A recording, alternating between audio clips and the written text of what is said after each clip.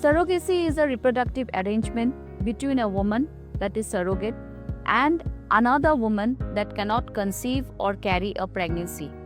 So a surrogate mother carries and delivers the baby for another woman that cannot carry a pregnancy. So it's like borrowing a womb for a woman that cannot carry a pregnancy. The baby is genetically yours, but the womb is borrowed with love. If you want to know more about surrogacy, keep following us.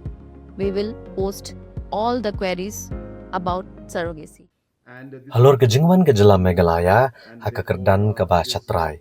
Kat kum ka kaipot jangka Performance Grading Index PGI. Menteri rang ba ke jela Conrad kongkal sang mau lepen pau ke jing Kyrmen ke bakrau banang ni shikamat ke Meghalaya kan sayo ke kerdan ke bah kham shalor. Kham tam hadien bagi sorkar ke shim kilat Lynti ban Pynbha bat kentio ya ke pulih putih ha ke jela. Habakran kilat patai kubor hak arp nyau terek ujemang arajar arpun riau, Menteri rang ba uloong ba ketenat pulih putih ha ke jela kalamat di jing naduk di senam ke balalet. Ha ke badan shibun ki kendon ki bakta ya ke kerdan PGI jang ke jela berokowai. Menteri rang ba ulih tu baban penbet ban kentio ke nega bah jang ke PGI ke sorkar ke shim kirai ke badan kam ke bakentup ya ke jing pen kre ke tulap thamai nega pay structure ke bathamai ke bede bikino hikai SSA bat kibai kino hikai. Nalor kaniu lo kedau bagi sorkar kela trishtam ban kentio ke pas percentage jang ki kena bat ban penduna ya ke jing en oskul stengpor. Kebelawan rakyat ke jing seiso ha ke jela bat menta ke kenuan kala kamduna ya ka national average jang kari berokowai. Halor kidau ke bakta agar kom terekam Menteri rang ba ula kentu ya barok banyai ap ya ke kaipot ke batamai na ke bentak assessment jang senam arajar arpusan arpuhun rio. Kabadang temu ban penmi ha ubnai jeliau nenai tung. Ha ke bau dan ke jing Kyrmen ke bakrau ba ka jela kan sakiau kam calor. Ulapan pau ba ketenat pulih putih ke digebentak bersyempor ban pau sok ke jing trishtom.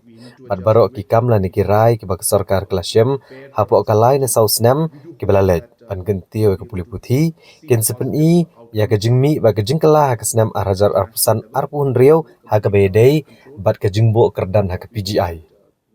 Ulaban bagi sorkar ke sengutu igini ke senjam baro bat ki pediang ya ke jing tip bagi senjam ke bagi sorkar kelasyem ken sawanra ke jing kelah kaban sami ha kekenti ke panuan.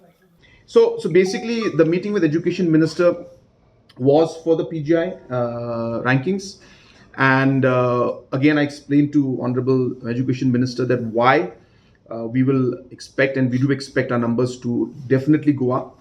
I said the full impact, as I explained to him, also will take us about 5 to 6 years more.